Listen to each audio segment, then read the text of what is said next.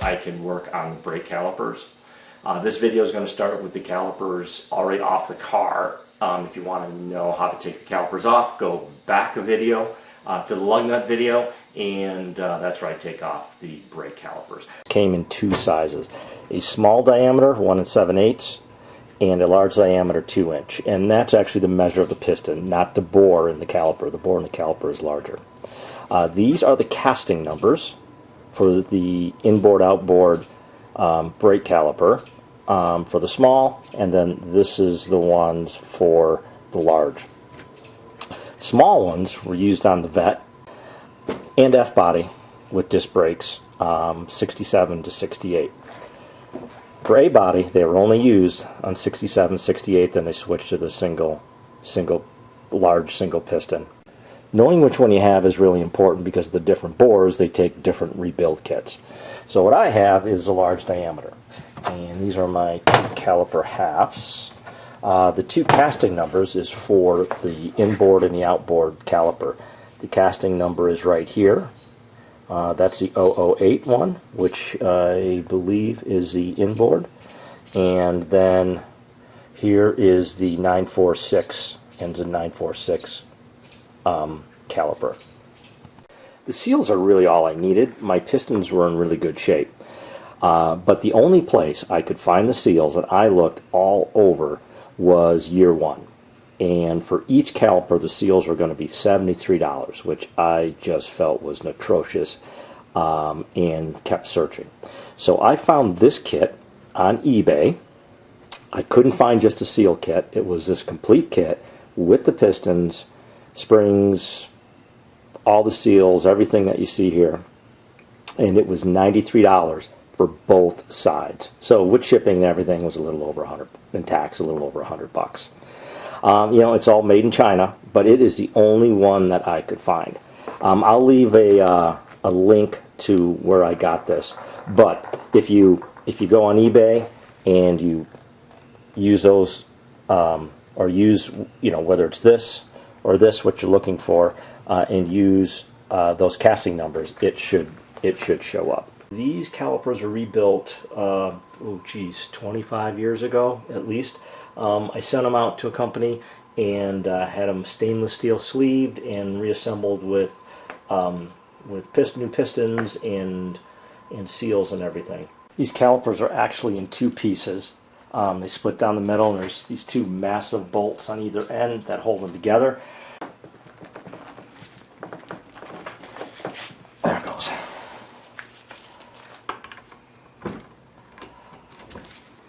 Do the same on the other side. So these are the two big bolts. I have those loose right now. I'm going to take off the small line here, off the S line. And then I'm going to take the bleeder screw out.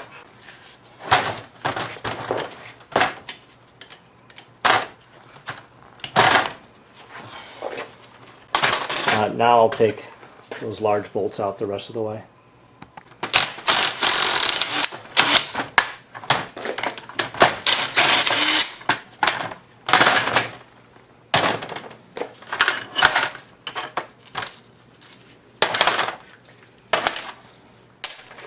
So those are the two halves. So the fluid goes from one side to the other through these passages here, and you can see there is a tiny little O-ring right there. See it against my black gloves, but one on each end. Those are real important. I'm not too worried about digging up the old seals. The whole point of this is I'm going to put new ones in. So it's real simple to get these out. Just take a screwdriver, hook in underneath the seal, pry up against the piston. I'm just twisting the screwdriver a little bit, and that pulls the seal out. And then the piston, well, this one's getting stuck, should pull right out. Let's see. Pistons, unless I need them. There we go. Just a little stuck. And then it'll just pull right out. So what's on this piston here is there's another seal right down here. So I'll be getting, and this is a new seal, And then this is a new seal for each of the pistons. I'm going to get the rest of these taken apart, and then clean these up and see if I need new pistons. Hopefully not. Hopefully not. And then I can also look at what the bores look like in these. There again, they were stainless steel sleeved. I would think they'd be okay. Maybe they just need a little cleanup.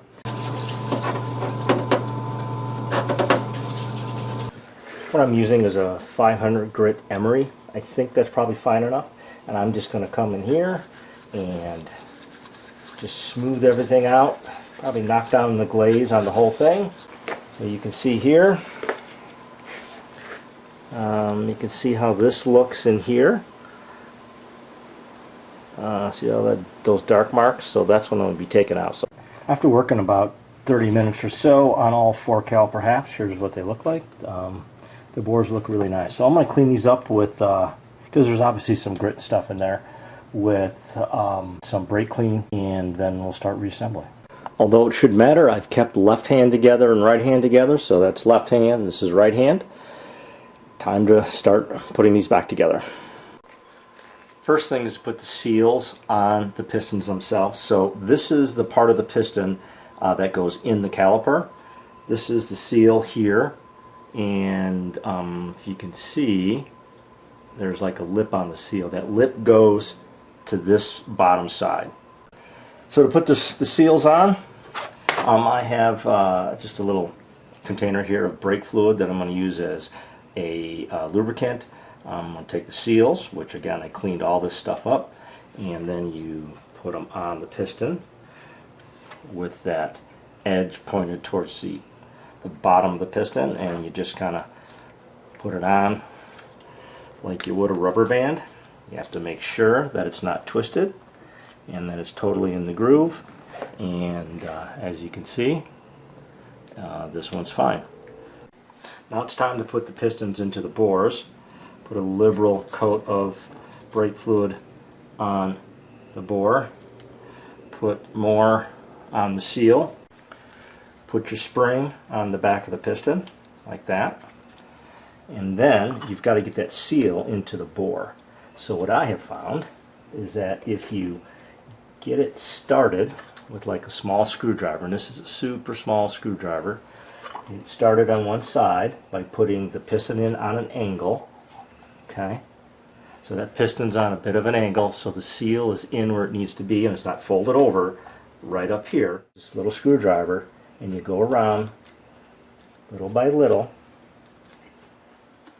and push that seal in, and the piston will go down a little bit each time. And again, you have to make certain that that seal does not get folded over. And as you go around, you can see the piston making its way in. So right down here, there's only about a ½ inch sticking out, and I can take that screwdriver, I can push it in and down at the same time. Make sure that it's not folded over, and then the piston will push down, just like that. So next is to put the outside seals on, and there's a top and a bottom to these. Where the metal's exposed here, that's the bottom, and then this here is the top. So there's like a little recess that these need to fit down into. So like we did with the inside seals, put some brake fluid on these things on the inside to lube them up, and then in the groove in the piston, you just kind of need to stretch them in place. And obviously they can't be, the seal can't be folded over. Okay, make sure that the piston doesn't come out of the bore. Okay, so that's in there. It's not folded over. Okay, and now you need to get this on a good flat surface so that you can pound in the seal. So I already drilled that one in. I wanted to make sure what I was doing was going to work. So this is the one that I actually put the seal on. So now there's this one, the seal's on it, and I'm going to push that down into place. I'm using a small piece of aluminum here. You can use something flat on here because everything's got to be flat and flush anyways. So I'm going to put that over the top. As you can see, I have these 2x4s here and another board under here. I'm just trying to get under the casting to make this thing solid, to try to drive the seal in. So I will do that now.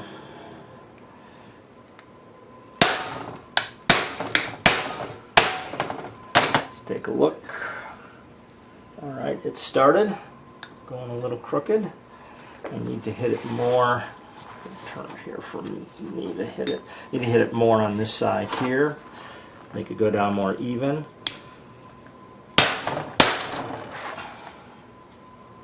Alright, that's looking better.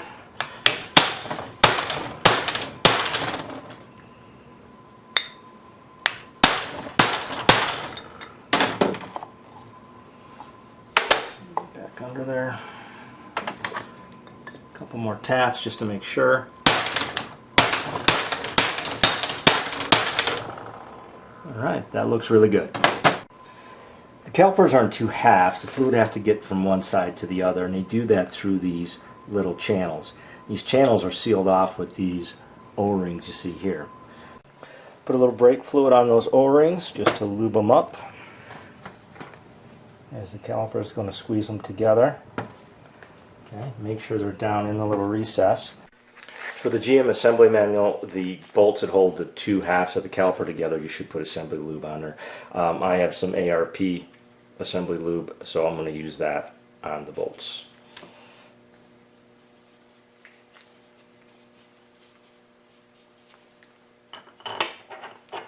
And then these need to be torqued down to 130 foot-pounds.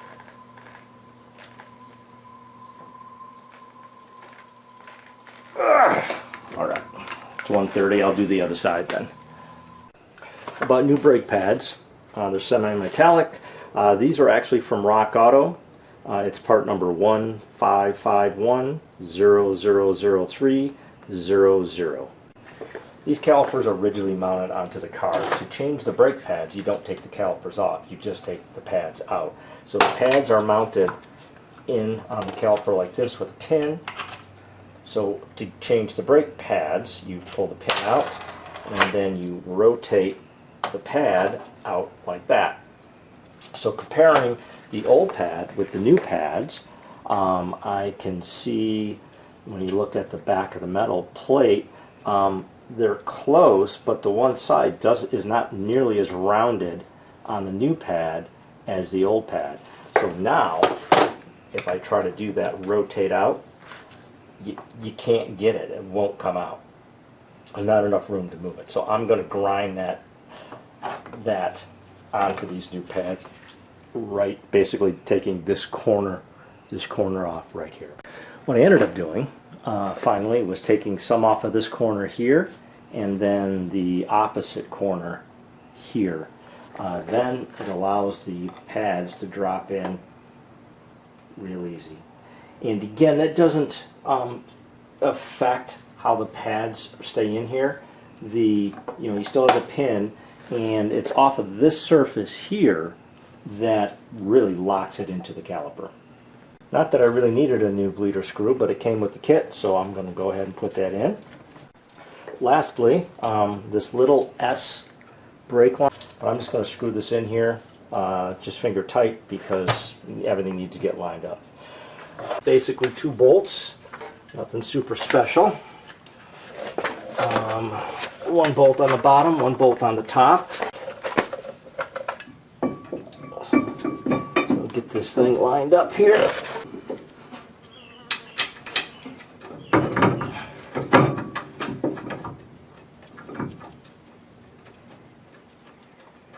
There we go, got the top started.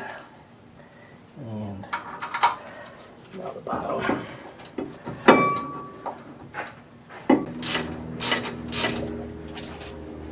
Alright, and these are to be torqued down to 75 foot-pounds.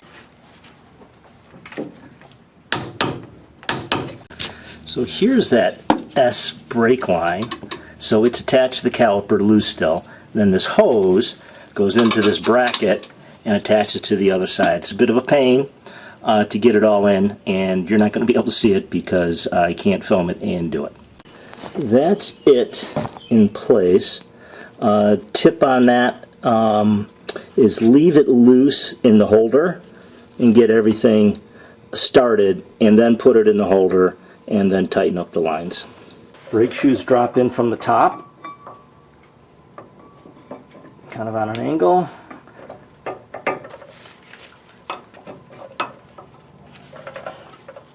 Same with this one. There we go. Now the pin, according to the directions from the GM assembly manual, needs to go from the outside in. Not quite sure why, but that's what they say. So put it in and take the cotter pin and bend it. I have the vice grips on her just to keep the pin from rotating, so I can bend this cotter pin back.